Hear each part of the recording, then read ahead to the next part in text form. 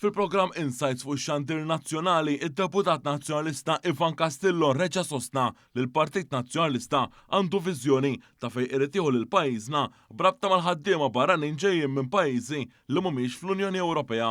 Minkejja dan meta mistoqsi kemm hawn ħaddiema barranin żejda fil-pajjiż, Castillo irrefera għal pjan li kien ippreżenta il-Partit Nazzjonalista snin ilu.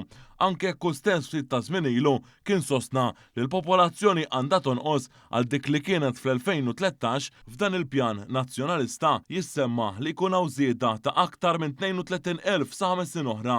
Castillo li kien l-awtur tal-pre-budget document bla beef tal-Partit Nazzjonalista infexxa attakka il-Malta Labour Migration Policy bħala mhix prattika u li hemm ħafna setturi li hemm bżonn aktar ħaddiema barranin.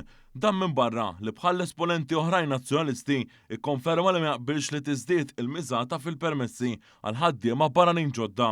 B'kuntrast fl-istess programm il-Ministru responsabbli Byron Camilleri sostna li s-sena l-oħra ġew irrifjutati 4,700 applikazzjoni għal ħaddiema barranin u minn barra hekk tkeċċew mill-pajjiż 1,700 persuna li ma kinux qed josservaw il-liġijiet. Minflok, il-Ministru, b'rispett kollu leħta, qiegħed jibqa' jħambaq u jħambaq fuq id-drittijiet tal-ħaddiema. Jekk ma ħadd li jemmen fid-drittijiet tal-ħaddiema huwa l-Partit Nazzjonalista.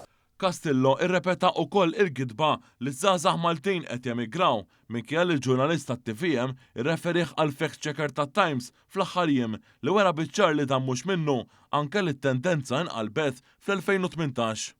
Sa dan it-tant stqarrija mill-Partit Laburista innotat ukoll kif dwar is-suġġett l-Oppożizzjoni mhux biss baqgħet bla soluzzjonijiet iżda wkoll qed topponi l-bidla proposta maħsuba mill-Gvern favur stabilità fis-suq tax-xogħol.